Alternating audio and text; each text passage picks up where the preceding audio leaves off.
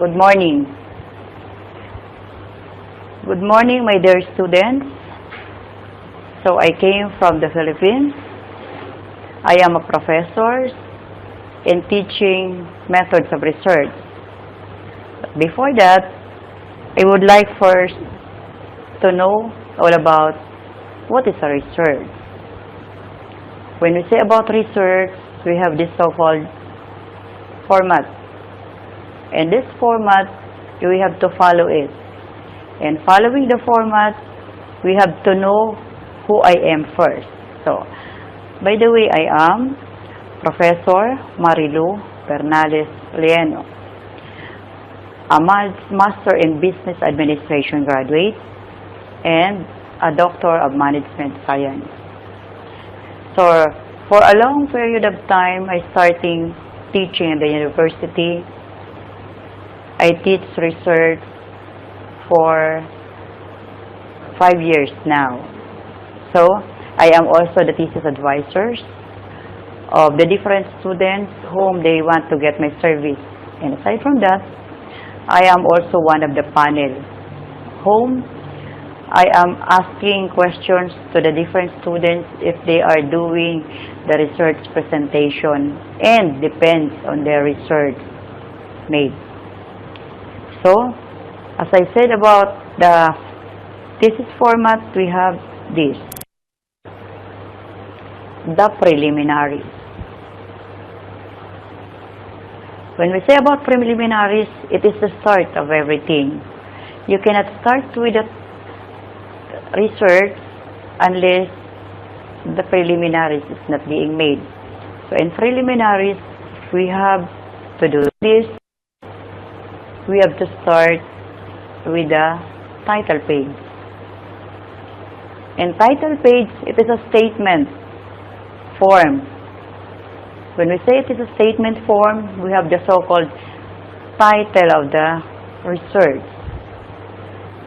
As example here, the title of the research, it varies. What is the title of the research being given by the students, and as well as the advisor of the students, check the title of the research. After that, it is the subject. In the statement form, we have the subject. The subject of the research. What kind of research do you want to come out? And on that subject, there is a local. This local, where it could be conducted. The research will be conducted in a certain place, a certain area, locality, and of course the population. When we say about population, says that how many respondents were going to answer the questions of the researchers. Population is important because you cannot conduct a research without population. So, in order to have that, we will have to go on with this population. Period. The period of study we're going to start. Say you started your research today, September 3, and it ends when? It ends for 3 months, 4 months, or half a semester. You must be identified. Following next is the approval sheet. In approval sheet, you have the so-called a certification. This approval sheet indicates the name of the advisors, the students, as well as the members of the panel. Then after that, if it is being approved, following next is the acknowledgement. In acknowledgement, a person whom they're going to make the researchers want to thank to anybody. Following next is the table of contents. Here are the table of contents. When we say about table of contents, the start of the research up to the end of the research, it is being indicated. Say for example, indicated here, we have the preliminaries. As I mentioned that the preliminaries is the start of everything. The preliminaries includes the page, the title page that I said, and the acknowledgement that I used to tell that you have to acknowledge some person whom you part of the research, whom that is part of the research. And the table of contents that I stated here. In table of contents, we have these different contents. The next content says that the list of tables. List of tables, we have, in the first column, we have the number of tables. And the second columns, we have the title of the different tables. And on the last column, we have the so-called the page. If what page could be found, the different tables indicated in the tables of contents. So, we have the captions. The caption that I mentioned about the table, the title, and the pages concerned. Following next is the list of figures. When we say about figures, the same way the table of contents and the list of tables, the first column is the figures. The second column is the title of the figure, and the other one is the pages. As mentioned here in the list of figures, we have the graphs. Why graphs? When we say about graphs, in the example, in the tabulated research, we will come out with graphs. What kind of graphs? There are graphs which is being called as pie graphs. There are graphs being called as the bar graphs. Whatever the graphs is, it should be put in the list of figures as well as with the charts. In this chart, it indicates that the researchers could find out the different figures in their studies and the other illustrations. The other illustrations, if they have, aside from the graphs in the chart, if they have wants to be illustrated, they are being included also in the list of figures. Following next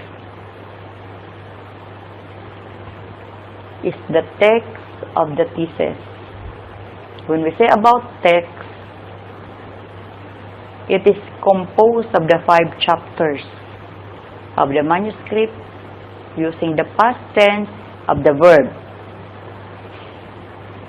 These 5 chapters, we will discuss it. Chapter 1, 2, 3, 4, and 5. When we say about chapter 1, it involves the background of the study. And all manuscripts are being used the so-called past tense of the verb. Why past tense? When we say about past tense, because it is being done already. In research, if the research is being published, it is a past tense because it is done already. So as we will start with the chapter 1.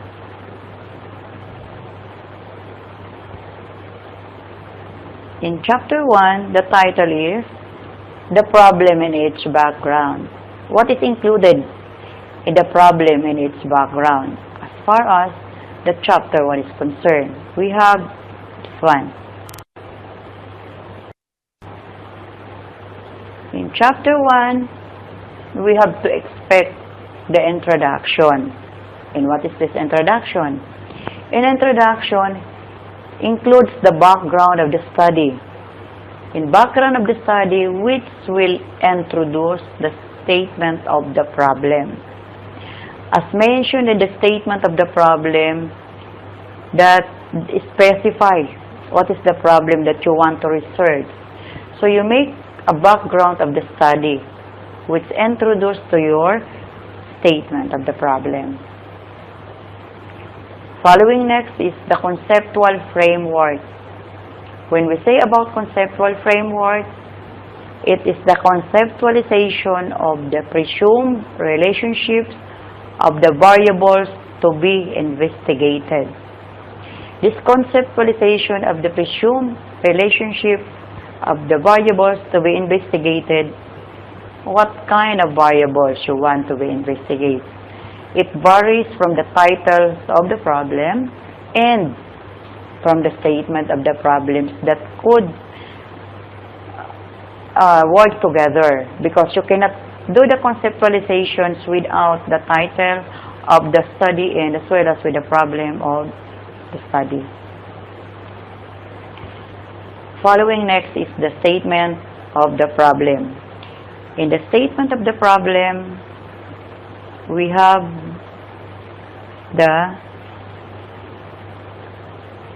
there are two that we could consider in statement of the problem. First, we have the major problem. The second is the minor problem.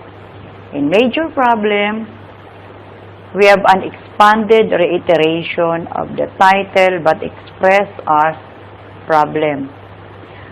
An expanded reiteration of title but expressed as problem. What is that reiteration? You want to emphasize what is the most problem on the study based from the title that you mention. So you have to supply that. Because we have also the sub-problem or considered as the minor problem. In sub-problem, to support the development of the major problem. If what is the problem, it should be supported by the development of the major problem. It should be developed. In most cases, the problem, the major problem, there are not necessarily one, but it depends on the kinds of the title of the study that could make a statement of the problem. And here in statement of the problem, it could look into by the advisors of the research, or the advisor of the thesis could scan, could defend, let the students, let the researchers defend that kind of problem, why they want to do that, in order to be sustained on the next chapter.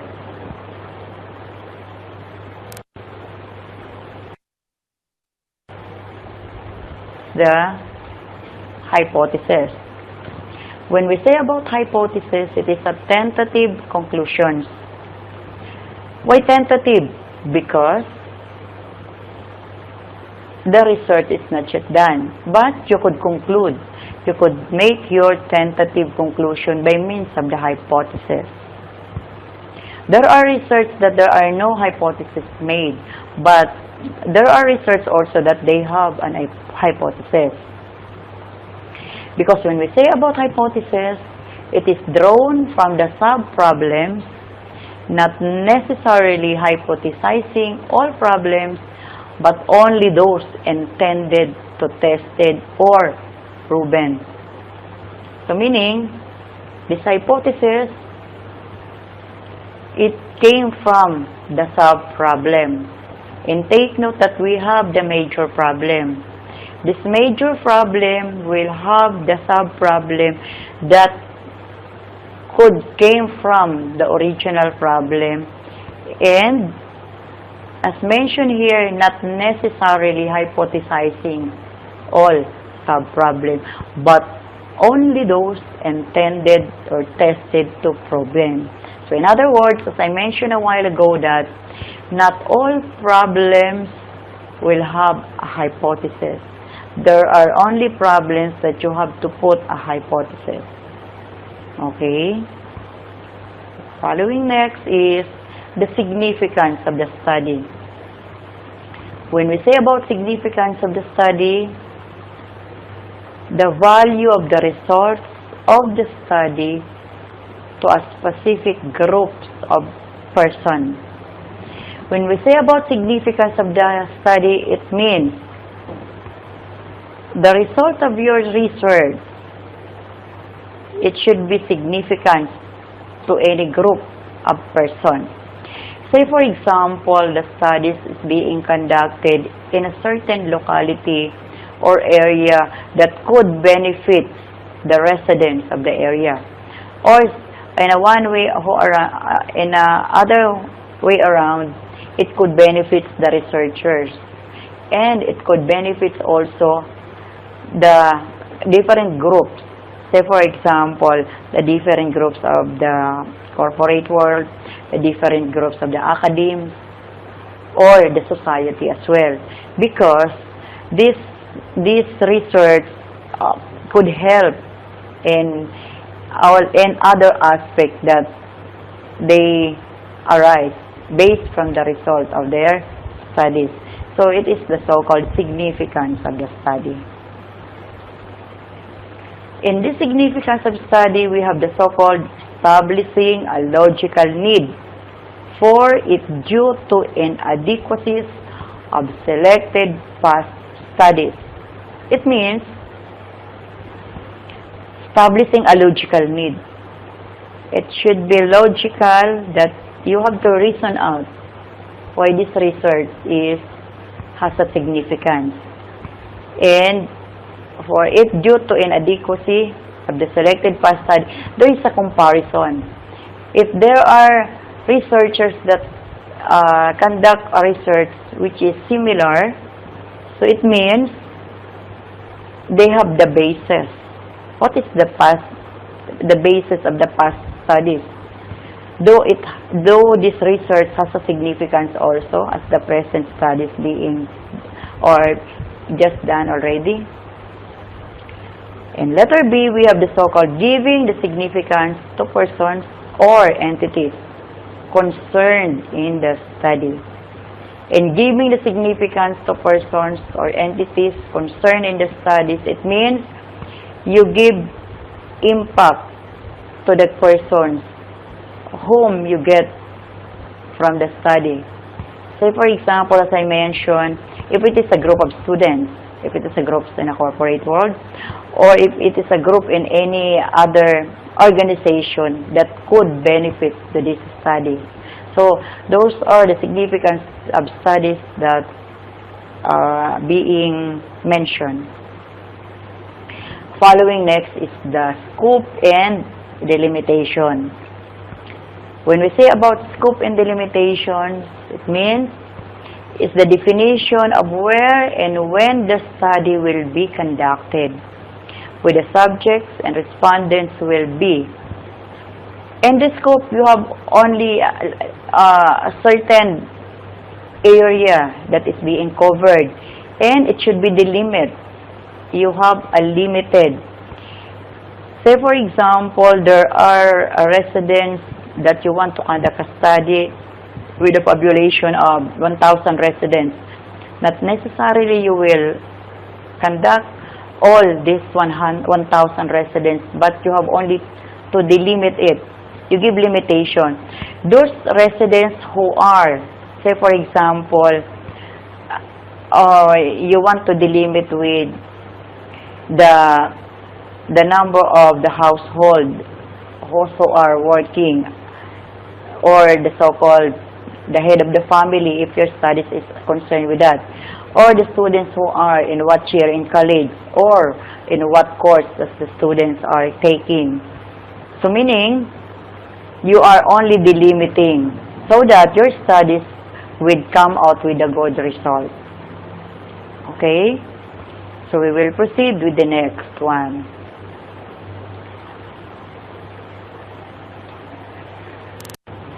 The next one is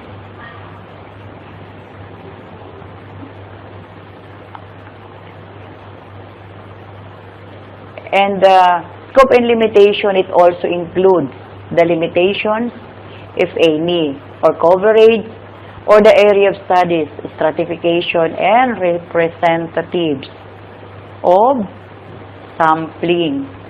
The limitation, frank submissions of weaknesses and or shortcomings of the study which are not within the control of the researchers.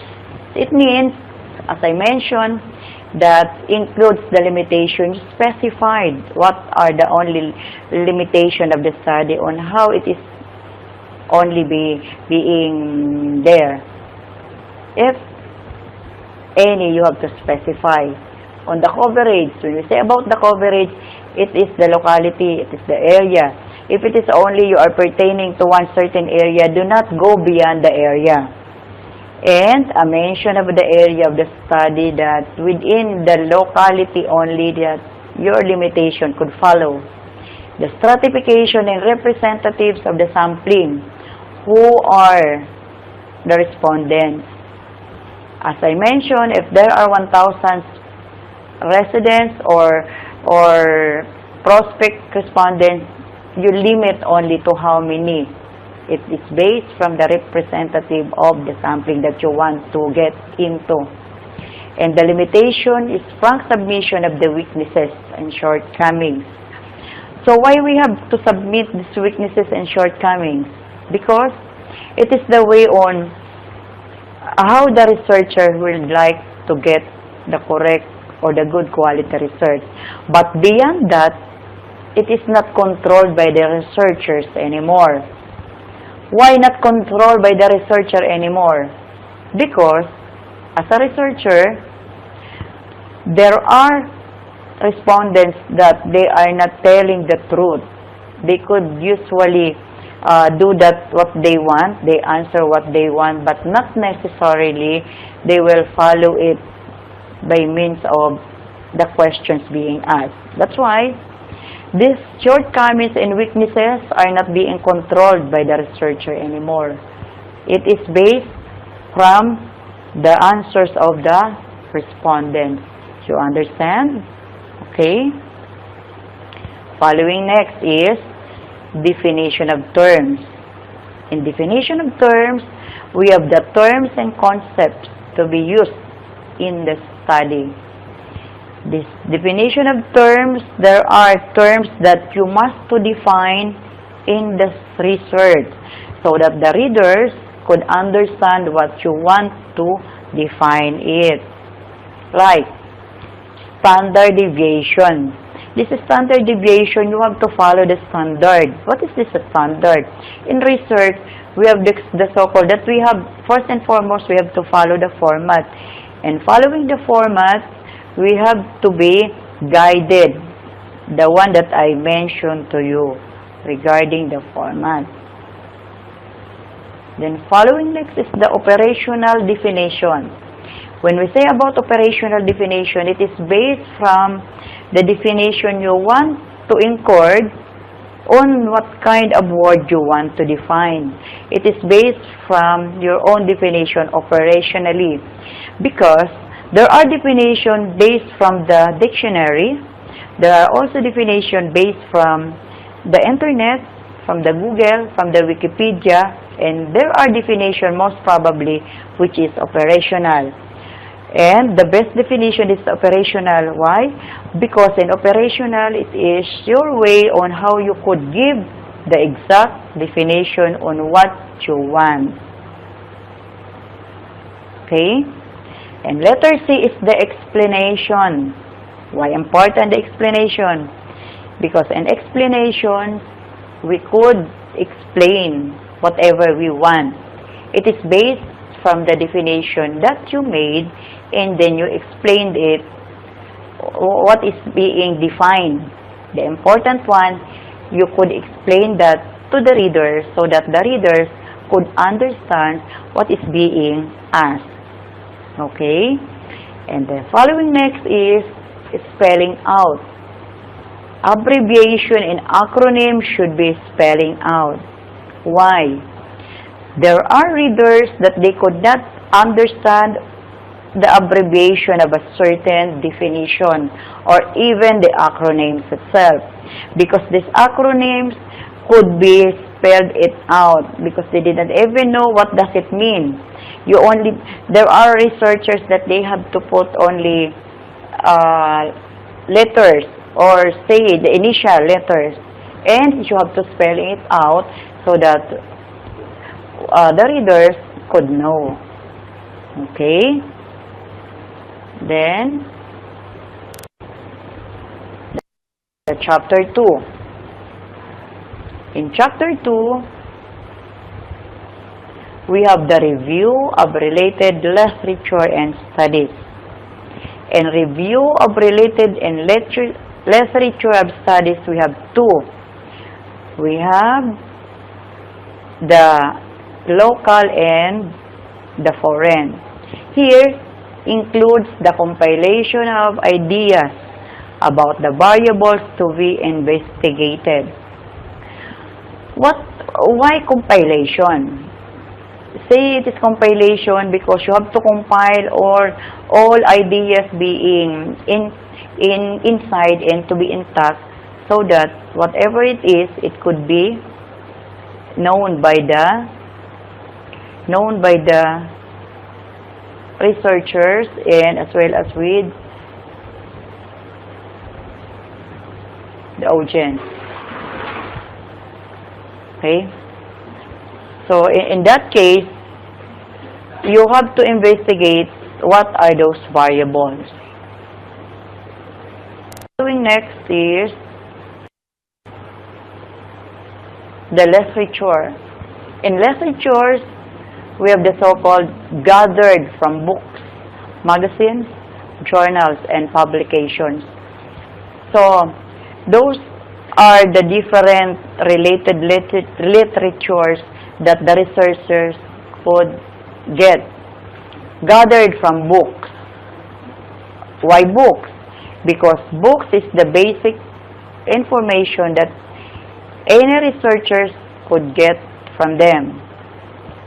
Following next is the magazine. The magazines, we have the different magazines. It's either local or the foreign magazines. And we have also the journals. In these journals, there are local journals and foreign journals that being circulated within the area, and as well as with the publications. These are the examples of the research being published within the university, in the colleges, that the students should finish and it should be put into their university or school libraries. It is important. Following next is the foreign and local. When we say about foreign, it is intended to the other writers which are not found or not in the area or not in the local setting. The local is based on the domestic within the area only. So this studies, it is the list of findings of previous studies. Why previous studies?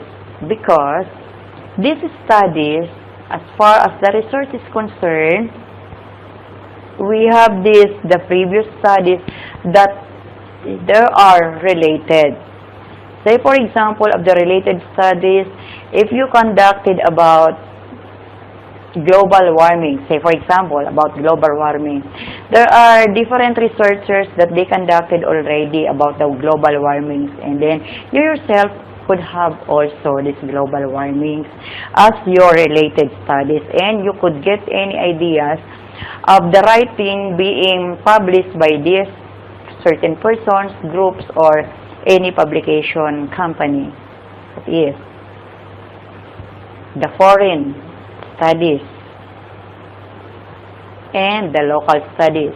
By the way, foreign studies and local studies, foreign literature and foreign studies are different, because in foreign literature, it's concerned about the books, as I mentioned, the books, the magazine, the journals, and the publication pertaining to the foreign. But in foreign studies, those are studies that being published by the foreign nationals, as well as with the local. The local within the area, as well as with the literature and the studies. Okay? So all of this, it is the justifications of the present study in its bearing on and relatedness to the retrieved literature and studies. So justification of the present studies and bearing on the relatedness of the retrieved literature and studies.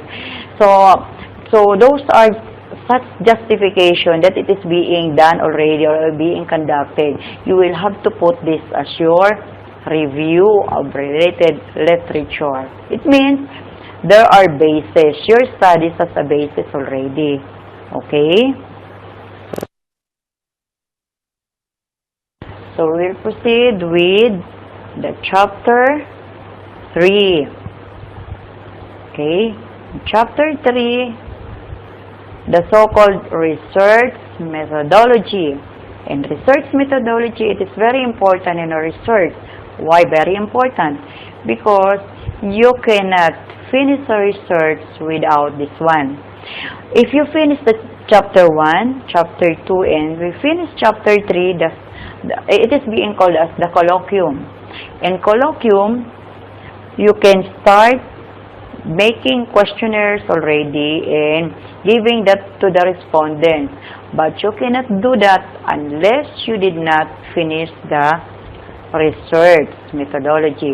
It's very important to finish first the research methodology as chapter 3.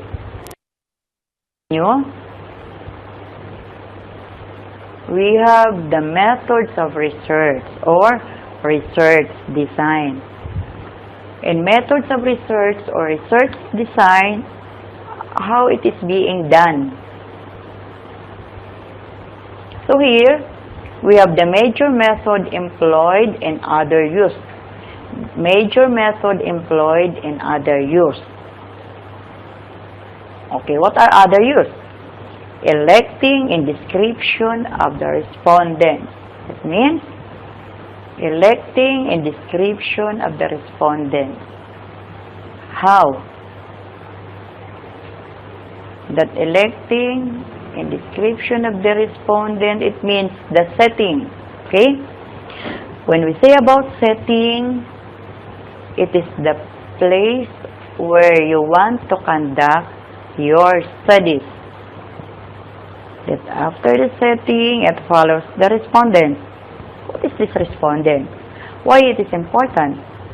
These respondents, they are the one who will answer the questionnaires. That's why they are very important, because without this, you could not conduct your research and you could not finish whatever research you want. That's why these are very, very important. After the respondents, sampling procedures. In sampling procedures, there are samples that you must be tested. Why to be tested? If the questionnaires, it is being varied as a questionnaires. There are questionnaires which is not good as a questionnaires. Therefore, during the colloquium presentation, the advisors and the members of the panel could ask questions to the researchers. So, these are the description of the instruments used. When we say about instruments used, what you will use in order to have the research design. Okay, here, the relation to be sub-problem or hypothesis. The relation to the sub-problem or hypothesis. So what is the relation? Or what is the sub-problem? The problem, it is the major problem that has a sub-problem to relate it to the hypothesis. As I mentioned a while ago, that when we say about hypothesis, it's only a tentative conclusion. Meaning, when we say about tentative conclusion, it's not the real one. You must be proven why it is being done that way. Okay? Next is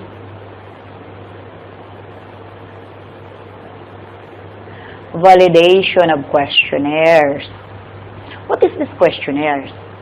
The questionnaires, it is the tools that you will be giving to the different respondents, and they will answer that accordingly.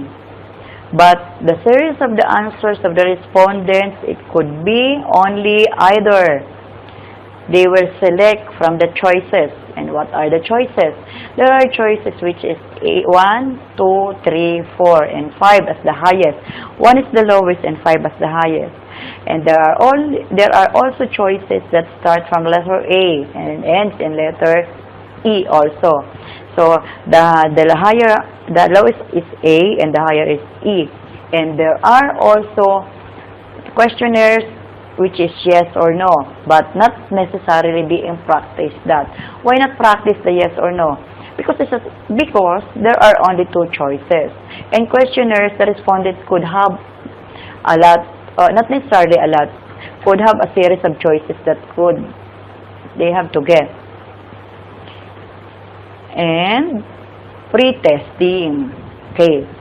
Why pre-testing? When we say about pre-testing, if your questionnaire is not good, as I mentioned a while ago, it could be repeated or it could be changed to a better one. So that's why you have to pre-test first. During the panel presentation or during the defense itself, the pre-testing of the document or the pre-testing of the questionnaires are being done. And it will be criticized by the panel if they want, or as well as supported by the advisor. Now, letter B is the revisions of the questionnaires. Okay, revisions. Why revision?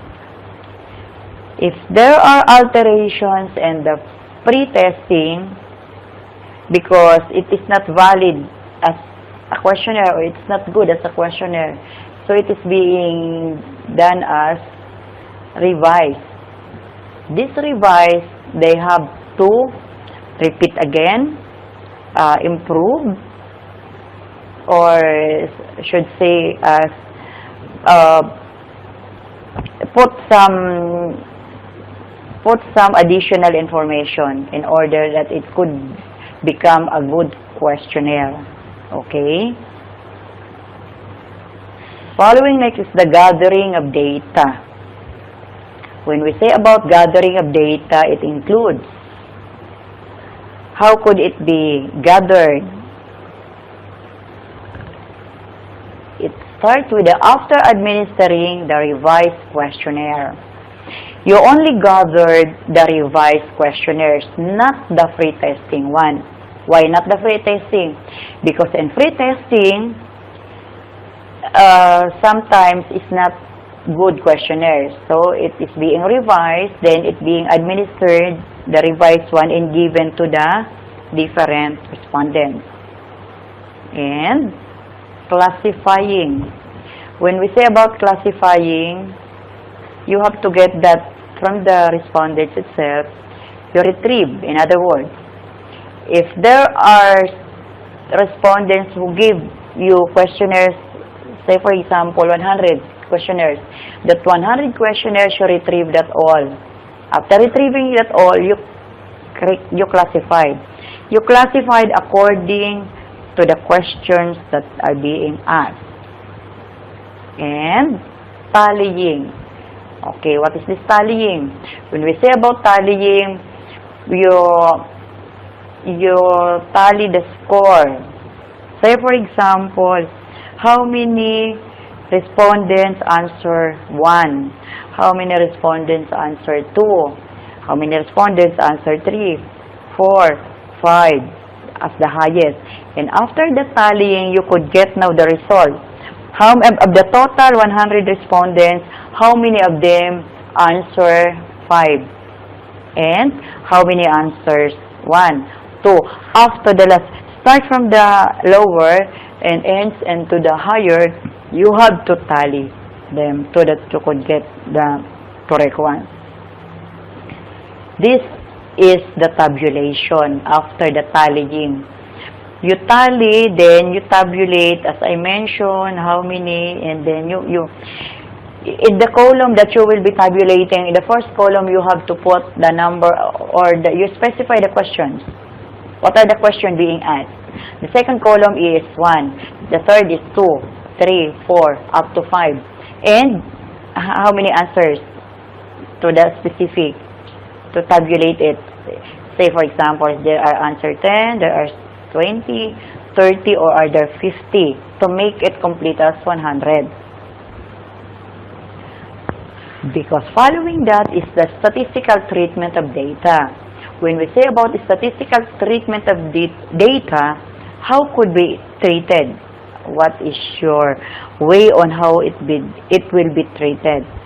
In that case, you will be using the formula used. And this formula used, it is this formula that it will compute the results of the tabulation. And it will be discussed in the different slide that I'm going to teach after the introduction of the format of studies. Okay? Following next is the chapter 4. In chapter 4, we have here the presentation, analysis, and interpretation of data. So here, in the presentation, analysis, and interpretation of data, whatever the result of chapter 3 in the different figure, and the different tabulated results, it should be interpreted. And it should be analyzed. It should be presented first. It should be presented first. It should be analyzed and interpreted. As I mentioned a while ago, that if you have 100 respondents, how many answer? 1 based from the questions, 2, 3, 4, 5 as the highest. You present that in what kind of presentation? You may present it through tables. You may present it through graphs. It's based on your kind of presentation, and you have to analyze that. Then after the analysis, you interpret the data. It is the contents of chapter 4. Okay?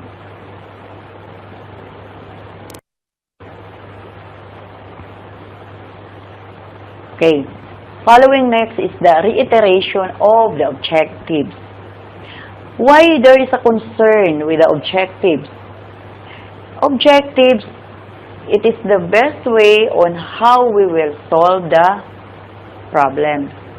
Whatever the problem or the statement of the problem of the research, it should be reiterated by the objective. And during the interpretation, during the presentation, the analysis, interpretation, you have to look into the objectives of the studies in order to be synchronized and has the good quality result. So, presentation of data, as I mentioned.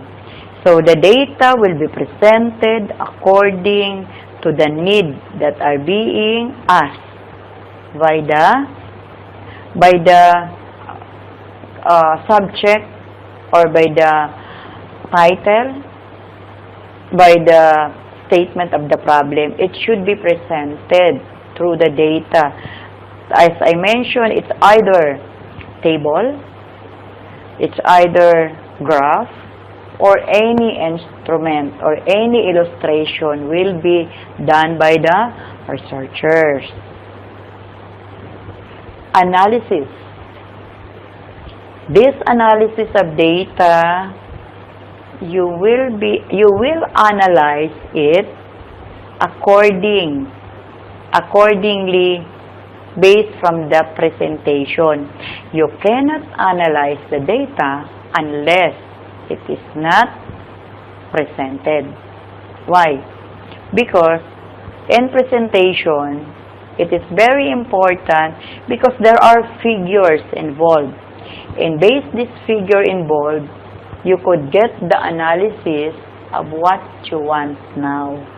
That's why you present it first, you do the presentation of the data first, then following next is you analyze it. Okay? Okay. Now, following next is the interpretation of the data. This interpretation of the data means implications of the data. What is being presented, you will analyze. Then, you interpret that. On how it is being interpreted. You interpret based the result. If it is significance or what, if it is its varies, if it is good to be the subject of the problem, you have to base from this interpretation. And you cannot make this without the presentation and analysis. It could go hand in hand, and it goes step by step.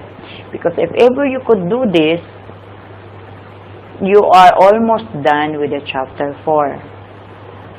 So as I said, when you finish the chapter 1, chapter 2, and chapter 3, you could distribute the questionnaires to the respondents, then you collate it, and you mention in the chapter 3 that you have the so-called classifying, tallying, and tabulating, and presented in the chapter 4 to be analyzed and interpreted as well. And what is the implication of that data? Okay. Next.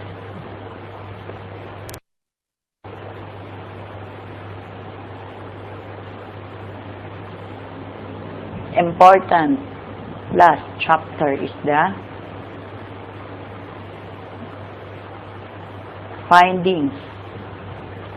Findings, conclusion, and recommendations. Okay, how it goes. What is this findings? When we say about findings, you could not go on without the findings. So findings is important because based from the presentation, based from the analysis, the interpretation, what is your findings now? Is that vary from the interpretation that you made? So after having this finding, you go on with the conclusion. In conclusion, we have to conclude everything, what is being given or what is being asked. You cannot make or proceed with the conclusion unless otherwise it is not yet done. It is not yet given the finding. You give the finding first. After giving the finding, the conclusion will follow. And then this conclusion, it should be followed by recommendations. What kind of recommendations we will going to recommend? It will depend. It will depend on the kind of on the kind of conclusion that you give to your problem as well, to your problem, and it should be concluded and recommended. Because if ever you do not have any findings, you cannot go with a conclusion. If ever you do not have any conclusions, you cannot go on or proceed with recommendations. In other words, as I said, it goes hand in hand.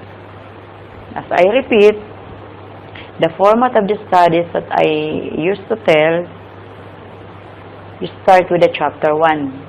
The chapter 1 is the background of the studies. The introduction, that includes. When we say about chapter 2, it is the review of related literature. When we say about the related literatures, the following studies, results, the findings of the different conducted studies, publication, it should be indicated here. We mentioned about, we came from the local and the foreign. We have the literature, we have the literature and the publication. In these literatures, we have the books, we have the journals and magazines, and the other one is the locally published and in the locality, and the other one is based from the foreign studies. All of that on the chapter 2, on the chapter 3, we will come out with the so-called, what is this? The so-called methods of research. It is the most important factor of research which you could go and give any questionnaires to whoever the respondents who want to be, because you will give the questionnaires, you will answer, the respondents are going to answer that, then you have to retrieve that, you collate with the data, you have to fix everything. After fixing, you have to present that through the figures. After the presentation with the figures, we have the so-called come out with the analysis. After come out with the analysis, it come out with the interpretation. Then following next is the chapter 5, which is the last chapter of the research, the findings. As a review, the findings will come from all the results of whatever interpretations that you made. And after the findings, you have to conclude everything based from the findings again. And what is your recommendations as far as this research is concerned? You understand? And okay?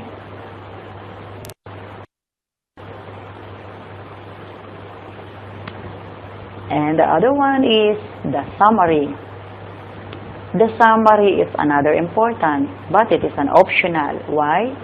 Because when we say about summary, it is a brief abstract of the entire study from chapter 2 to chapter 3, and it is only an optional. Why optional? Because it is being indicated already as an abstract of the study, and you cannot make the abstract unless otherwise you are not yet done with the research. Okay? Then after that, it follows the summary of findings. The summary of findings includes to dovetail with the sub-problem. So here, it's not an optional anymore.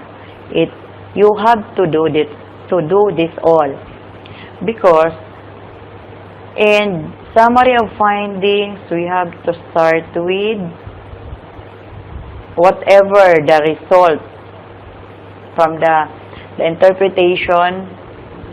You have to give the summary of what is being asked from the research itself. That's why it's not an optional, but it is a must to have the summary of findings. So the difference is, when we say about summary, it is in general. Summary is the brief abstract of the entire study from chapter 2 and 3. Why chapter 2 and 3 only? Because in chapter 2, it only includes the review of related literature and studies. And in chapter 3, it includes the methodology of research. You could not come out with the research without this. And it is optional. Why optional? Because you will make the abstract. Then afterwards, the summary of findings, you have to do that all because it is the dovetail with the sub-problem. Whatever the problem is, there is a sub-problem to that. Okay? I hope you understand that. And as I go on with my presentations, I have to start it with next slide by means of the other concerns of the research. So, whatever the result of your research, good luck, and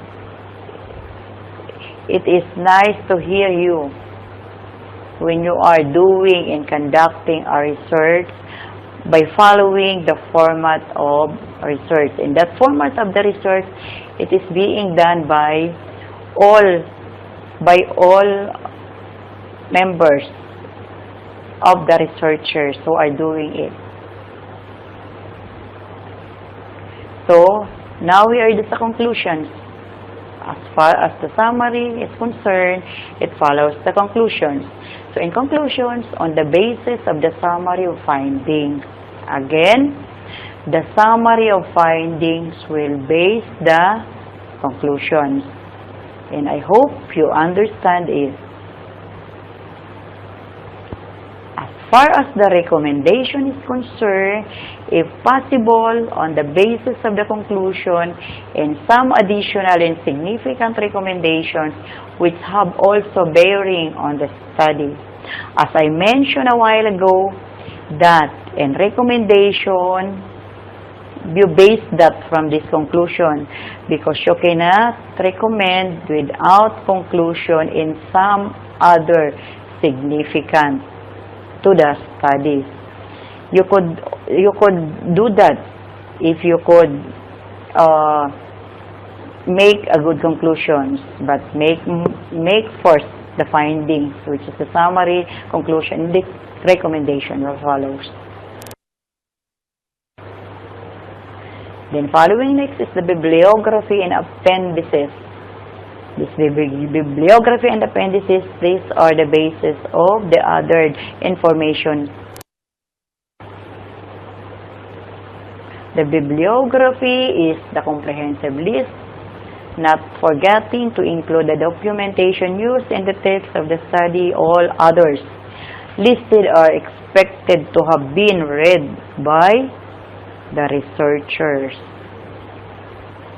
The appendices to be included in the full test clarify points brought out in the test of more details. So appendices to be included in the full test clarify points brought out in the test of more detail. So the cover letter. This cover letter is also important. The questionnaire is important. This cover letter, the letter you want to conduct a research, then given to the respondent. The questionnaire, the one that you will answer it by the respondent. And the curriculum vitae. When we say about curriculum vitae, it would, among other things, reveal the capacity of the researcher to conduct the study. You could not conduct a study if you are not